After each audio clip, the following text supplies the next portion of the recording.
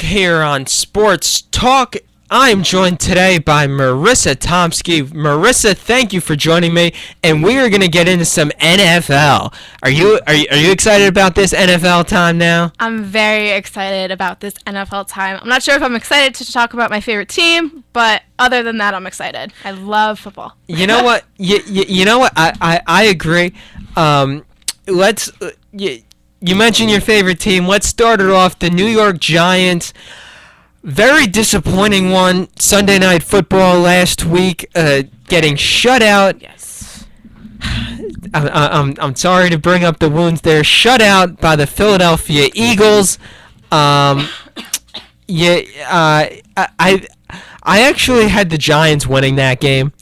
I just thought that the Giants look like they're putting together a pretty good season. Okay, I completely agree with you, and I want to kind of rewind a little bit to weeks 1 and 2. You know, those first couple of games, I was a little worried. They did very well in their preseason, and we came out flat in those first 2 games, and I'm saying we, as if I'm part of the team. I'm not part of the team. I don't play football. They came out flat, and it kind of reminded me about last season a little bit, and it made me nervous. I hated last season. I was miserable last season. It wasn't a good season to be a Giants fan. And after that, they picked it up, and we were on a roll. We had 3 straight wins. Now we're 3-3. We're 500, which is great. It's not a bad record by any means. But against the Eagles, I just felt as if we were kind of going back to week 1 and 2. I didn't see the same team I saw the week before.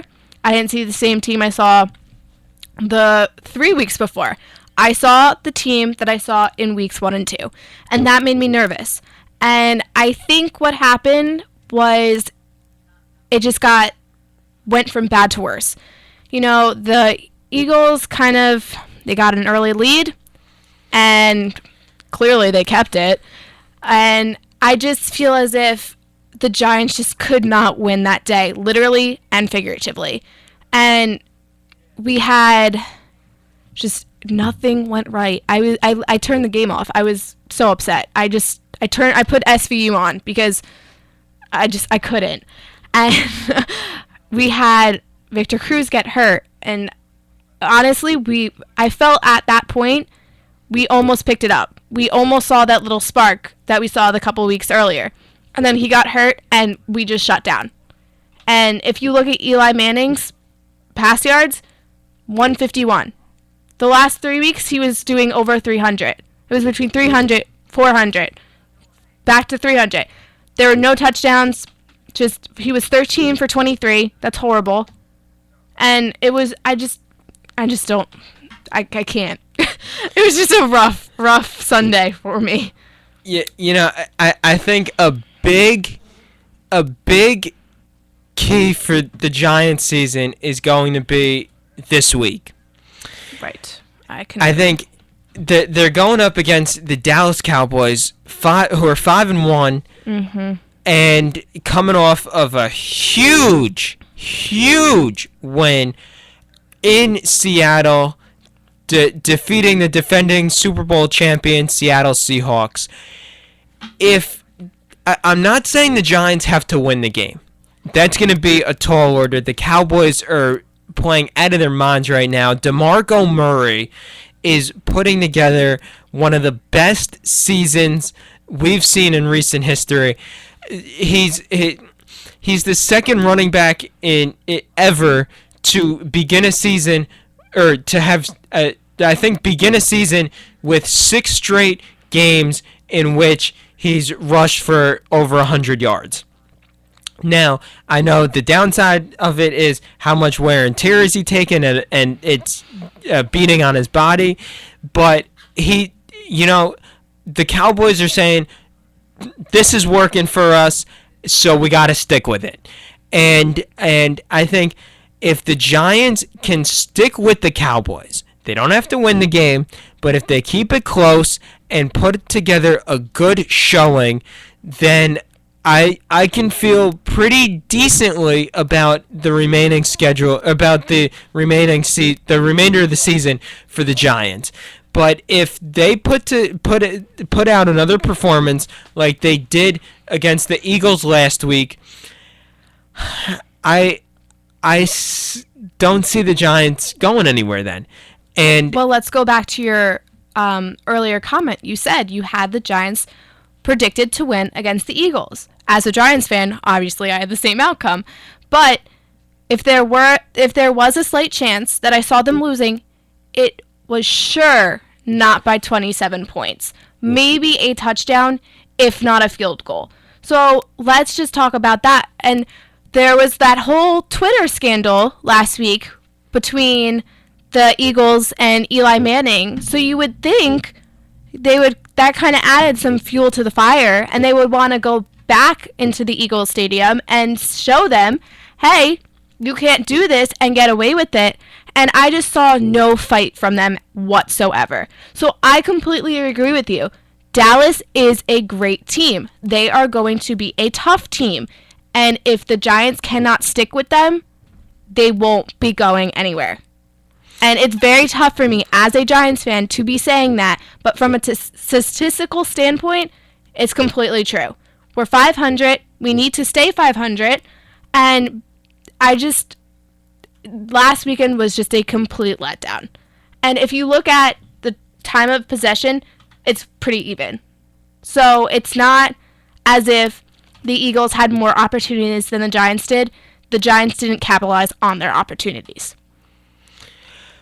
You're right, and this is just an unfortunate stretch for the Giants right now. They go to Philadelphia, to Dallas, Indianapolis, welcoming Andrew Luck on Monday. Then they have their bye week. Then after the bye, they have Indianapolis with Andrew Luck, in Seattle, which is a place that the road teams don't win. Then the 49ers, and then Dallas again. So the Giants, this stretch for Giants fans, it is going to be rough. I don't see any two ways about it. I think they can put together a nice string of wins after this with Jacksonville, Tennessee, Washington, St. Louis. The next four after that, before closing out this season with Philadelphia. But I completely agree with you. I think that I'm trying to think of the best way to phrase this. I think against the Eagles, it was a little lapse in judgment. I know that's probably not the right term, but again, we saw them playing so tough and so solid the last 3 weeks, and then out of nowhere, it was just they were reverting to week 1 and 2. And so I feel as if their upcoming games against Dallas, is just going to be a true test of what team they are this season. And as you said, we have a tough stretch, and based on how they perform and how they handle the pressure, I think that's going to be the team that we end up with this season. And like you said, they can finish out the season with a relatively decent schedule. So I'm not so much concerned about the end of the season. I wasn't so much concerned about the beginning of the season, even though I clearly should have been. But I believe that this stretch right now is what is going to determine what team we have going forward. Completely agree. We're almost out of time. Just quickly, let's talk about the other New York football team, the Jets, falling to 1-6 last night. And I say that with a grin. As a New England Patriots fan. Oh no, really? New England Patriots fan. I didn't know that. I am. Whenever the Jets and the Patriots play, it's always a close game. Always. But so I kind of expected it to be close throughout. It was a good game. It was a great game. I'm telling you, I had had trouble. Do I go football? Do I go baseball? All my teams lost this week, so I just went straight to SVU. That was my plan of action. You know, you always need a little good Law and Order SVU. Always. But to be quite honest with you, when the Jets were marching downfield to their attempting their game-winning field goal, I have to be quite honest with you. I feared that they were going to make it. I seriously said to myself, oh my gosh, we're going to lose this game. And then there was the block at the end, and I yelled out such a big sigh of relief because the Jets are my least favorite team. But anyway, the Jets 1-6 now. I think that it is a culture that is doomed to fail in that organization. And they had such high hopes for the Jets this season. You know, that's the thing. I feel like the Jets have high hopes coming into every season, but yet those high hopes are like, 500 will sneak into the playoffs, which is what happened in the first 2 years. They went 9-7 under Rex Ryan. The first 2 years under Rex Ryan, 9-7, snuck into the playoffs, made it all the way to the AFC Championship game. And I think that they expect that they can do that every year, and they can't. Right. And really, at 9-7, that should be a freak thing to get into the playoffs and make it all the way to the AFC Championship game. It shouldn't be your plan of action. Exactly. Right. I agree. And I think that just the whole Jets organization, I believe that this is Rex Ryan's should be Rex Ryan's final season as Jets head coach. Will it be? I don't know. But I just think that he talks too much, and for the level of success that they had early on, or the level of playoff success, because regular season still going 9-7, I would not call that a success. Look at last year's team; they only went one game worse than that, an 8-8. So I don't think the Jets under Rex Ryan have put together a 10-win season, and the now 1-6 just. I think the Jets, after this year, they're not going to be going anywhere. Need to have a system reassessment, and I think they should just blow it up and restart next year. Speaking of blowing it up, I don't know why, for some reason, this is standing out to me so much this week, but the possession times. The Jets, 40 minutes of possession versus the Patriots 20. Actually, it wasn't even 20. It was 1906. The score, 25-27. Think about that for a second. The Jets had the ball half the time.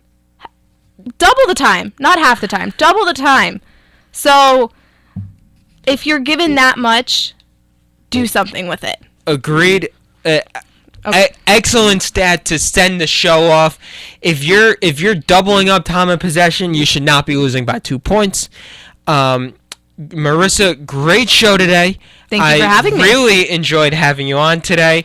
And next week, I will be back with another installment of Sports Talk.